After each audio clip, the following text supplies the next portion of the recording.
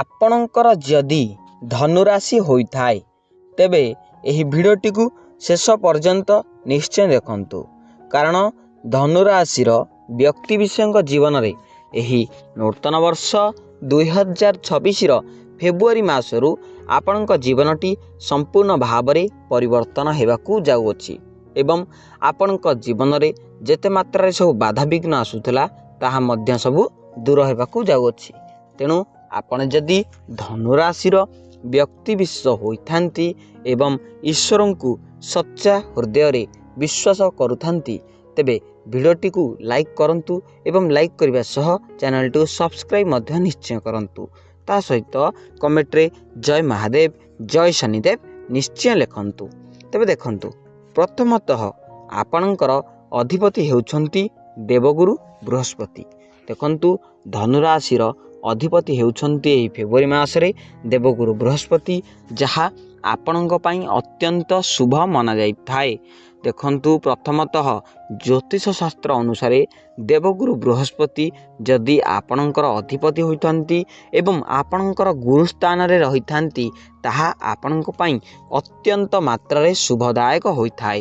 ତେଣୁ ଆପଣଙ୍କର ଗୁରୁ ସ୍ଥାନରେ ଅଛନ୍ତି ଦେବଗୁରୁ ବୃହସ୍ପତି ଏବଂ ଆପଣଙ୍କର ଅଧିପତି ମଧ୍ୟ। ତେଣୁ ଏହା ଆପଣଙ୍କ ପାଇଁ ବହୁତ ଶୁଭଦାୟକ ଅଟେ ଏବଂ ଆପଣଙ୍କ ପାଇଁ ବହୁତ ଶୁଭର ଦିନ ମଧ୍ୟ ଅଟେ। ଆଉ ଗୋଟେ କଥା ମନେ ରଖନ୍ତୁ, ଦେବଗୁରୁ ବୃହସ୍ପତି ଆପଣଙ୍କର ଅଧିପତି ମଧ୍ୟ ଆପଣଙ୍କର ଗୁରୁସ୍ଥାନରେ ଅଛନ୍ତି, ଯାହାଫଳରେ ଆପଣଙ୍କର କ୍ୟାରିୟର କ୍ଷେତ୍ରରେ ବହୁତ ମାତ୍ରାରେ ଫୋକସ୍ କରିବେ। ଆପଣଙ୍କର ସ୍ୱାସ୍ଥ୍ୟ ଏବଂ ଆପଣଙ୍କର ଶିକ୍ଷାକୁ ନେଇ ବହୁତ ମାତ୍ରାରେ ଫୋକସ୍ କରିବେ। ପ୍ରଥମତଃ ଦେଖନ୍ତୁ, ଆପଣଙ୍କର କ୍ୟାରିୟରକୁ ନେଇ ଯଦି କୌଣସି ବାଦ ବିବାଦ ଲାଗି ରହୁଥିଲା କିମ୍ବା ଆପଣଙ୍କୁ ଚାକିରି ମିଳୁନଥିଲା କିମ୍ବା ଆପଣ ଚାକିରି ପାଇଁ ପ୍ରୟୋଜନ କରୁଥିଲେ, ଆପଣ ଅପରଚ୍ୟୁନିଟି ଖୋଜୁଥିଲେ, ଦେଖିବେ ତାହା ମଧ୍ୟ ନିଶ୍ଚିତ ଭାବରେ ଆପଣଙ୍କୁ ମିଳିବ। ଏବଂ ଆପଣ କୌଣସି ବିଜନେସ୍ ଆରମ୍ଭ କରିବାକୁ ଚାହୁଁଛନ୍ତି ତାହା ଆପଣଙ୍କ ପାଇଁ ଏହି ଫେବୃଆରୀ ମାସଟି ଆପଣଙ୍କ ପାଇଁ ବହୁତ ମାତ୍ରାରେ ଶୁଭଦାୟକ ଅଛି। ତେଣୁ ଆପଣ କୌଣସି ନୂତନ ବିଜନେସ୍ ମଧ୍ୟ ଆରମ୍ଭ କରିପାରନ୍ତି। ଏବଂ ଆଉ ଗୋଟେ କଥା ମନେ ରଖନ୍ତୁ, ନୂତନ ବିଜନେସ୍ ଆରମ୍ଭ କରିବା ସହିତ ଆପଣ କୌଣସି ନୂତନ ଅପରଚ୍ୟୁନିଟି ସହ ନୂତନ ଯାନବାହନ ମଧ୍ୟ କ୍ରୟ କରିପାରନ୍ତି। ଆପଣଙ୍କ ପାଇଁ ଫେବୃଆରୀ ମାସଟି ବହୁତ ମାତ୍ରାରେ ଗୁରୁତ୍ୱପୂର୍ଣ୍ଣ ରହୁଅଛି, କାରଣ ଦେଖନ୍ତୁ ଆପଣଙ୍କର ସ୍ୱାସ୍ଥ୍ୟକୁ ନେଇକି ମଧ୍ୟ ଦେବଗୁରୁ ବୃହସ୍ପତିଙ୍କର ବହୁତ ମାତ୍ରାରେ ଆଦାନ ପ୍ରଦାନ ରହୁଛି। ଆପଣଙ୍କର ଗ୍ୟାଷ୍ଟ୍ରିକ୍ ଜନିତ ସମସ୍ୟା ରହୁଥିଲା, ଆଗରୁ ଆପଣଙ୍କର ଡାଇବେଟିସ୍ ଜନିତ ବହୁତ ମାତ୍ରାରେ ସମସ୍ୟା ରହୁଥିଲା, ଆପଣଙ୍କର ଶ୍ୱାସ ଜନିତ ସମସ୍ୟା ରହୁଥିଲା, ଦେଖିବେ ଏଥିରୁ ଆପଣଙ୍କୁ ନିଶ୍ଚିନ୍ତ ଭାବରେ ମୁକ୍ତି ମିଳିବ। ଏବଂ ଆପଣ ଯେଉଁ କଳି କଜିଆରେ ରହୁଥିଲେ କିମ୍ବା ଆପଣଙ୍କର ପାରିବାରିକ ଲାଇଫ୍ କ୍ଷେତ୍ରରେ, ଲଭ୍ ଲାଇଫ୍ କ୍ଷେତ୍ରରେ, ମ୍ୟାରେଜ୍ ଲାଇଫ୍ କ୍ଷେତ୍ରରେ ହାପିଲି ଜିଇ ପାରୁନଥିଲେ, ଦେଖିବେ ତାହା ସବୁ ଧୀରେ ଧୀରେ ପରିବର୍ତ୍ତନ ହେବ ଏବଂ ଆପଣଙ୍କ ଜୀବନଟି ବହୁତ ମାତ୍ରାରେ ସୁଖ ଶାନ୍ତିରେ ବିତିଯିବ। ଏବେ ସପ୍ତମ ଘରକୁ ଯଦି ଆପଣଙ୍କର ଦେଖିବା, ତେବେ ସପ୍ତମ ଘରେ ଆପଣଙ୍କର ଶନି ମହାଗ୍ରହ ରହିଛନ୍ତି, ଯାହାଙ୍କୁ କର୍ମଫଳଦାତା କୁହାଯାଏ ଏବଂ ଆପଣଙ୍କ ପାଇଁ ସପ୍ତମ ଘରେ ରହିବା ଫଳରେ ଏହାକୁ ବହୁତ ମାତ୍ରାରେ ଅନୁକୂଳ ମାନାଯାଇଥାଏ ଶନି ମହାଗ୍ରହ ଆପଣଙ୍କର ସପ୍ତମ ଘରେ ଥିବାରୁ। ତେଣୁ ଆପଣ ମନେ ରଖନ୍ତୁ, ସପ୍ତମ ଘରେ ଶନି ମହାଗ୍ରହ ରହିଥିବାରୁ ଆପଣଙ୍କର କର୍ମ ଅନୁଯାୟୀ ଆପଣଙ୍କୁ ଫଳ ପ୍ରାପ୍ତ କରାଇବେ। ତେଣୁ ଆପଣ ଫଳକୁ ଆଶା କରନ୍ତୁ ନାହିଁ, ଆପଣ ଆପଣଙ୍କର କାର୍ଯ୍ୟରେ ଲୀନ ରୁହନ୍ତୁ। କୌଣସି ଆପଣ ଖରାପ କାର୍ଯ୍ୟରେ ଲୀନ ରୁହନ୍ତୁ ନାହିଁ, ମଦ୍ୟପାନ ଛାଡ଼ି ଦିଅନ୍ତୁ। ଦେଖିବେ ଶନିଙ୍କର ପ୍ରଭାବ ଏବଂ ଶନିଙ୍କର ଦୃଷ୍ଟି ଆପଣଙ୍କ ଉପରେ ବହୁତ ମାତ୍ରାରେ ପଡ଼ିବ, ଯାହାଫଳରେ ଆପଣଙ୍କର ଶତ୍ରୁଙ୍କର ନାଶ ଘଟିବ ଏବଂ ଆପଣ କୌଣସି ନୂତନ ଜମି ମଧ୍ୟ କ୍ରୟ କରିପାରନ୍ତି, ତା ସହିତ ନୂତନ ଗୃହ ମଧ୍ୟ ନିର୍ମାଣ କରିପାରନ୍ତି ଏବଂ ଆପଣଙ୍କ ଜୀବନରେ ଯେତେ ମାତ୍ରା ଶତ୍ରୁ ମଧ୍ୟ ରହୁଥିଲେ ତାହା ସବୁ ଦୂର ହୋଇଯିବେ ଏବଂ ଆପଣ କୌଣସି ନୂଆ ତୀର୍ଥଯାତ୍ରା ଭ୍ରମଣ କରିବାକୁ ଯାଇପାରନ୍ତି।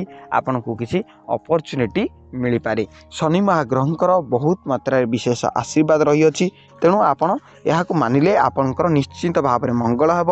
ଆପଣଙ୍କର କାର୍ଯ୍ୟ ଉପରେ, ଆପଣଙ୍କର ଦକ୍ଷତା ଉପରେ ଆପଣ ଧ୍ୟାନ ଦିଅନ୍ତୁ। ଏବଂ ଦେଖନ୍ତୁ, ନବମ ଘରେ ଆପଣଙ୍କର ରହିଲେ ସୂର୍ଯ୍ୟ ମହାଗ୍ରହ ଏବଂ ବୁଧ ମହାଗ୍ରହ ଏକତ୍ରିତ ହୋଇ, ଯାହାଫଳରେ ଆପଣଙ୍କ ଜୀବନରେ ସ୍ୱାସ୍ଥ୍ୟ ଉପରେ ବହୁତ ମାତ୍ରାରେ ଫୋକସ୍ କରିବେ ସୂର୍ଯ୍ୟ ମହାଗ୍ରହ ଏବଂ ବୁଧ ମହାଗ୍ରହ ଆପଣଙ୍କର ଲାଇଫ୍, ଆପଣଙ୍କର ଜୀବନ, ଆପଣଙ୍କ ସମାଜ ଉପରେ ବହୁତ ମାତ୍ରାରେ ଫୋକସ୍ କରିବେ। ଦେଖନ୍ତୁ, ଆପଣଙ୍କର ଜୀବନ ଉପରକୁ ନେଇ ପ୍ରଥମତଃ सूर्य महाग्रह एवं बुध महाग्रह एकत्रित रही। तेणु आपण को जदि जादू काछु जनित कौन चर्म जनित समस्या होउतला किंबा चर्म जनित कौन रोग होउतला देखिए एथुरु आपण मुक्ति निश्चिंत भाव में पाइबे। एवं द्वितीय रे आपण जीवन रे माने समाज रे आपणकर मानहानि घटुला, आपण के सम्मान करुनथिले देखिए एबे आपण को धीरे धीरे सम्मान करिवे। आपणकर ऋण जो बढ़ी जाउतला एबे ऋण मध्य हीन होई जिवो। एवं आउ गोटे कथा रखंतु आपणकर राहु दोष किछि मात्रा रे रहुछि। तेणु आपण राहु दोष पड़िबा हेतु गाड़ी मोटर माने आपण काली जिनिस को किछि ध्यान पूर्वक सह कार्य करंतु। यदि काली जिनिस सह आपण लुहा जिनिस सह किछि काम करूछंती तेबे ध्यान पूर्वक सह कार्य करंतु। एवं आपण यदि गाड़ी चलाउछंती तेबे गाड़ी को स्लो चलांतु, नचेत राहुकर प्रभाव आपणक उपरे किछि मात्रे पड़िबो। तेणु आपणको कोनोसी छोट मोट एक्सीडेंट निश्चित भाव में होई पारे। तेणु एहाकु मानिले आपणकर निश्चित भाव में मंगल हेबो। यार प्रतिकार जदि आपणकर देखिबा तेबे प्रतिकार रूप में आपण जे कोनोसी गाई को खाइबा को दियंतु, कदली रुटी दियंतु किंबा कदली खाली दियंतु, जे कोनोसी गाई की प्रत्येक शनिवार दिन खाइबा को दियंतु। देखिबे आपणकर यह मध्य निश्चित भाव में राहुकर प्रभाव कमी कमी आसीबो। तेबे आपणकर जदि धनुराशि होइथाय एवं आपण ईश्वर को सच्चा हृदय विश्वास करुथांती एवं ईश्वर को सच्चा हृदय विश्वास करने सहित भिडियोटी को शेष पर्यंत देखि थांती तेबे भिडियोटी को लाइक करने सह चैनल टी को सब्सक्राइब निश्चय करेंगे। रहुछि धन्यवाद। जय जगन्नाथ।